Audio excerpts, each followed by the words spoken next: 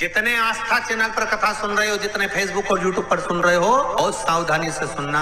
जब जीवन में कहीं समस्या खड़ी हो जाए, कहीं बहुत विकट समस्या है और कोई हल ना मिल रहा हो जाता है जीवन में, कोई कोई घड़ी ऐसी आके खड़ी हो जाती है जहां पर हमको सोचने के लिए भी समय नहीं मिलता। तब मेरी जीजियों, एक बात अपने जीवन में उतार कर रखना, कभी जिंदगी में अगर कभी ऐसा योग लगे, आ गया शरद पूर्णिमा की रात्रि, बड़े से बड़ी बीमारियां, बड़े से बड़े रोग, बड़े से बड़े बड़े कष्ट इस शरद पूर्णिमा की रात्रि को छूट जाते।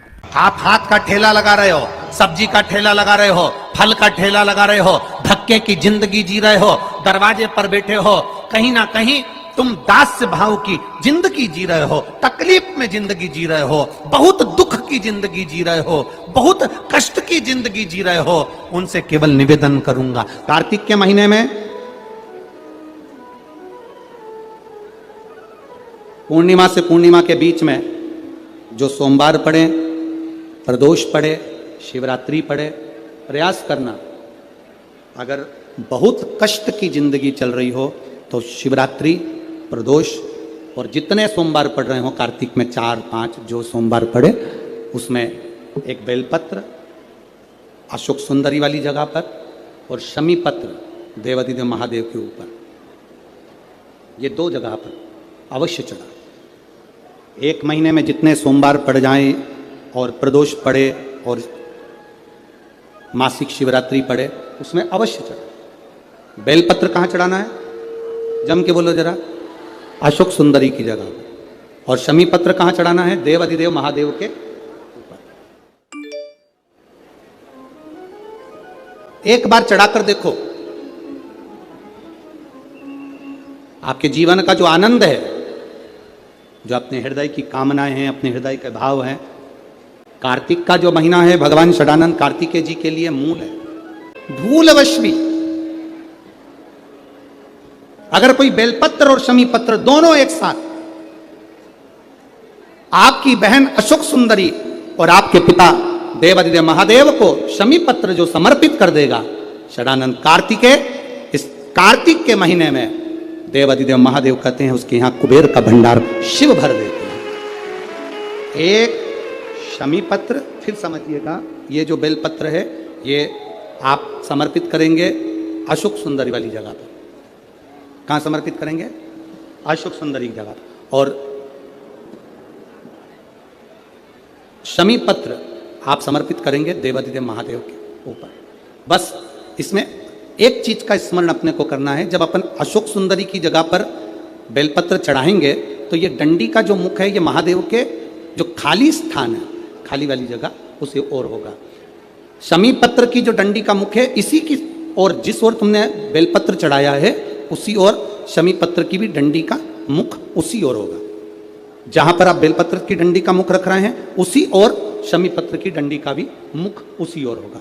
तो देवाधिदेव महादेव भगवान शंकर, जब कभी लगे आपके जीवन में कि मेरे कष्ट का जीवन चल रहा है, कष्ट का, एक बेलपत्र अशोक सुंदरी वाली जगह पर इस डंडी का मुख शिवलिंग की ओर हो।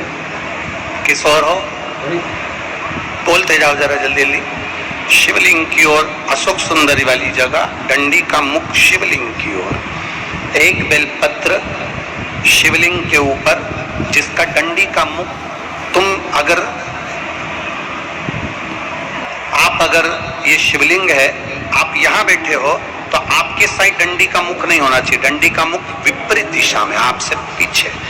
एक बेलपत्र अशोक सुंदरी, एक बेलपत्र शिवलिंग, डंडी का मुख उधर, और फिर जल की धार, जो लोटा भरकर पानी लेकर गए हो, अशोक सुंदरी से शिवलिंग तक धार लगाना है। यहां से चालू करा, चढ़ाते चढ़ाते यहां तक आना चाहिए। वो जल की धार चढ़ाना प्रारंभ करो। फिर 3 महीने में हमको पत्र लिखकर बताना कुबेरेश्वर धाम पर कि बाबा सुना कि ना सुना है। इस कथा को जितने छत्रपति संभाजी नगर के श्रोता भाई बहन श्रवण कर रहे हैं उनसे निवेदन करूंगा, 3 महीने 2 जगह पर जल चढ़ाना प्रारंभ कर दीजिए, केवल 3 महीने। एक शंकर भगवान के शिवलिंग पर, दूसरा बेलपत्री के पेड़ के नीचे। 2 जगह पर जल चढ़ाना 3 महीने लगातार चालू कर दो, बाबा तुम्हारा हाथ पकड़कर तुम्हें उन्नति की सीढ़ी पर चढ़ा देगा। एक एक बेलपत्री का नियम है, एक एक बेलपत्र चढ़ाने का नियम है, दुर्वा चढ़ाने का नियम है, धतूरा चढ़ाने का नियम है, भगवान को शमी का पत्र चढ़ाने का नियम है, शंकर भगवान को रिझाने का नियम है। शिव तत्व को कैसे रिझाया जाए, शंकर का अनुमोदन कैसे करा जाए, मेरे ओघड़दानी को कैसे मनाया जाए, उसका नियम हमारे यहाँ शिव महापुराण में वर्णित किया गया। शिव महापुराण में बार बार वर्णन करा गया कि एक बेलपत्र का नियम अपने जीवन को जो हम धारण करें, वो बेलपत्र कैसी चढ़ना चाहिए, उसका सुख क्या होना चाहिए। स्थान कार्तिकेय जी का स्थान, बीच में ये आ गई अशोक सुंदरी की मोटी सी लाइन।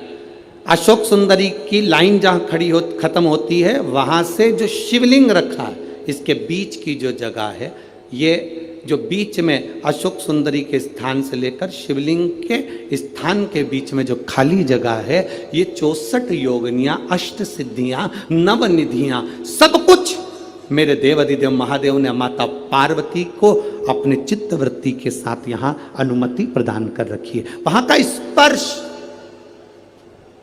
वहां का मात्र स्पर्श और हमारे दिल की बात, शंभो शरणे पड़ी मांगू घड़ी रे घड़ी, दो हमें सुख देता स्थान का स्पर्श।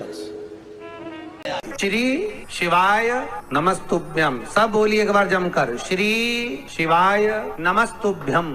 प्रैक्टिकल जरूर करना, कहीं सियोर वाला महाराज झूठ तो नहीं बोल रहा। शास्त्रों की बातें हमारे जीवन में हमें सुख प्रदान करे, इसलिए इस भाव का आनंद करते हुए आज की कथा को विराम देते हैं। श्री शिवाय नमस्तुभ्यम। मेरे चैनल को सब्सक्राइब करें, बेल आइकन प्रेस करें, जिससे कि आपको लेटेस्ट वीडियो की नोटिफिकेशन मिल जाएगी।